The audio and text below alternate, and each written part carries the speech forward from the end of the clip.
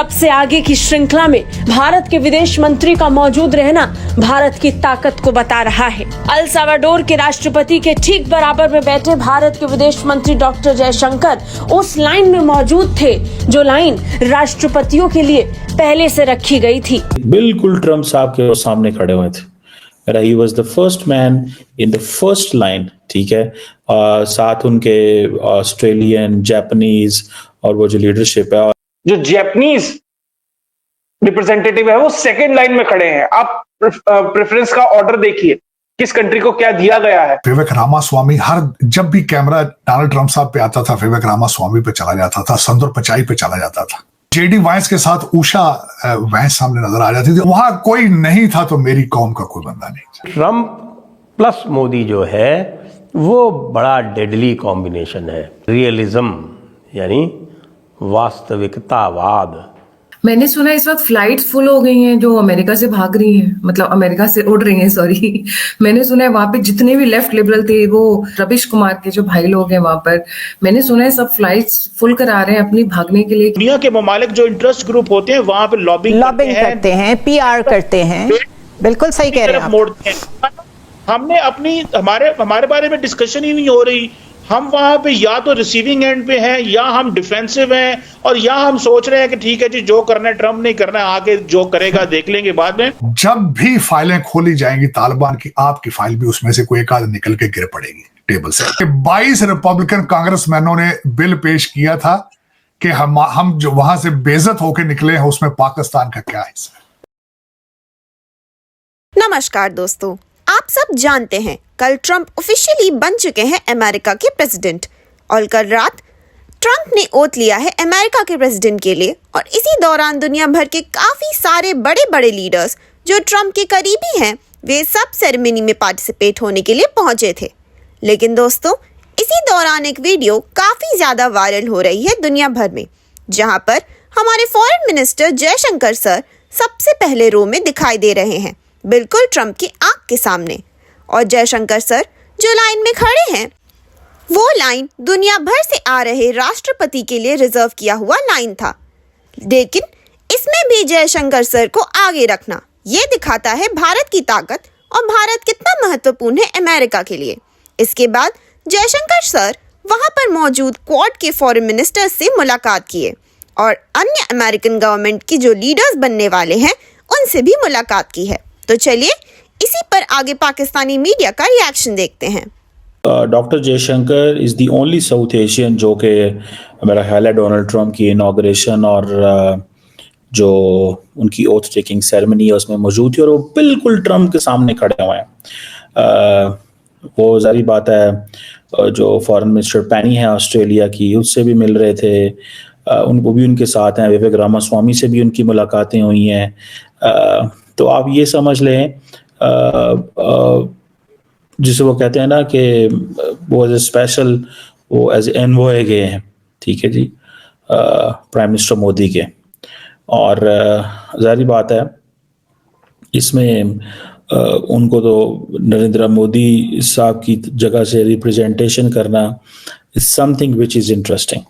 बहरहाल दो इससे भी बढ़ के चीज़ है, वो डोनाल्ड ट्रम्प की स्पीच है।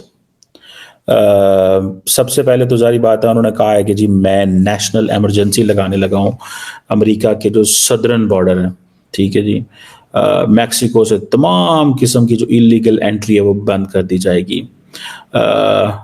और वो कह रहे हैं कि जो मैक्सिकन कार्टल्स हैं मैं उनको फॉरेन टेररिस्ट ऑर्गेनाइजेशंस डिक्लेयर करने लगा। मैक्सिकन कार्टल्स को फॉरेन टेररिस्ट ऑर्गेनाइजेशंस। सो वो जितनी भी इलीगल माइग्रेशन हो रही थी जो कि मैक्सिको से अमेरिका हो रही थी, वो अब समझे ख़त्म हो गई है। और वो जो कैच एंड रिलीज वाली गेम थी वो उसको ख़त्म कर रहे हैं, अब उनको वापस भेजा जाएगा उसी वक्त। और यूएस ने ये कहा है, प्रेसिडेंट ट्रम्प ये कह रहे हैं कि हम जो गल्फ ऑफ मैक्सिको का जो नाम है वो गल्फ ऑफ अमेरिका रख रहे हैं। अब no more, this is no more a name जो कि गल्फ ऑफ मैक्सिको है, ये अब गल्फ ऑफ अमेरिका होगी। सो और दूसरा उन्होंने चाइना के ऊपर बड़ी टफ लाइन ली है, ठीक है जी, कि चाइना और पैनामा कैनाल के ऊपर, ठीक है जी, और इसमें आप ये समझ लें कि वो कह रहे हैं कि चाइना जो है वो पनामा कनाल को ऑपरेट कर रहा है, और वो कह रहे हैं कि हमने ये जो है वो चाइना को नहीं दी, हमने ये पनामा को दी थी और अब हम उनसे वापस ले लेंगे। और चाइनीज जो वाइस प्रेसिडेंट है ना, वो उस वक्त आपको पता है इस सेरेमनी के अंदर मौजूद हैं। समझ रहे हैं आप बात को? चाइनीज वाइस प्रेसिडेंट भी मौजूद हैं और वो चाइना को टारगेट भी कर रहे हैं। ट्रंप प्लस मोदी जो है वो बड़ा डेडली कॉम्बिनेशन है। वैसे होना तो नहीं चाहिए, लेकिन देखिए एक चीज़ होती है जिसको बोलते हैं रियलिज्म, यानी वास्तविकतावाद। आपको जो अंतर्राष्ट्रीय दबाव हैं, जो अंतर्राष्ट्रीय परिस्थिति है, जो भारत में एक पूरा 5th कॉलम बैठा हुआ है, जी हाँ, जिसको 2.5 फ्रंट कहते थे हमारे स्वर्गीय CDS रावत साहब, तो वो जो हाफ फ्रंट है वो इतना ज़बरदस्त एक्टिव था बाइडेन के एडमिनिस्ट्रेशन में, यानी कि बाइडेन एडमिनिस्ट्रेशन के आने की गूंज के समय से ही उसने शाहीन बाग शुरू कर दिया था। देखिए शाहीन बाग कब शुरू हुआ था?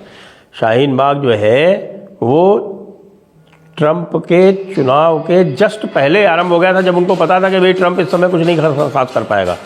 अब याद हो कि जब यहाँ ट्रंप का विजिट हुआ था, उसी समय पर वो CAA आंदोलन में दिल्ली का दंगा करवाया गया था। यानी ट्रंप जब दिल्ली में आए थे उस समय दिल्ली दंगा करवाया गया था।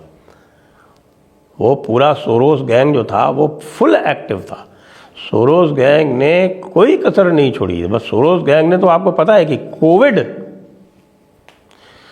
कोविड पूरी दुनिया पे एक तरह से उन्होंने लादा, केवल इसलिए कि पूरी दुनिया पर उनका राज हो सके, और उसमें उनका ये अनुमान था और उसमें उन्होंने सफलता भी पाई। उन्होंने हरा दिया ट्रंप को। भाई कोविड के कारण जो दुर्दशा हुई इकॉनमी की, अमेरिकन इकॉनमी की, उससे ट्रंप हार गए। और हमको ये पता नहीं है कि मान लीजिए अगर यही काम 2019 में होता और कोविड आ गया होता और उस समय 2019 का चुनाव लड़े होते मोदी, तो क्या स्थिति होती है। हालांकि मोदी ने तो कोविड को बहुत अच्छी तरह से संभाला, मैं लगातार प्रशंसा करता रहा हूँ, और कोविड की हैंडलिंग जो है वो संभवतः पूरे विश्व में भारत की सर्वश्रेष्ठ रही थी। लेकिन ट्रंप के जाने से और ये सोरोस की सरकार आने से, भले ही आप कहो कि प्रेसिडेंट जो बाइडेन थे, लेकिन पीछे से जो डीप स्टेट चला रही थी, और डीप स्टेट में सबसे अधिक जो प्रभाव था वो जॉर्ज सोरोस को था। और जॉर्ज सोरोस वो था जिसने ओपनली $1 बिलियन कमिट किए थे मोदी को हटाने के लिए।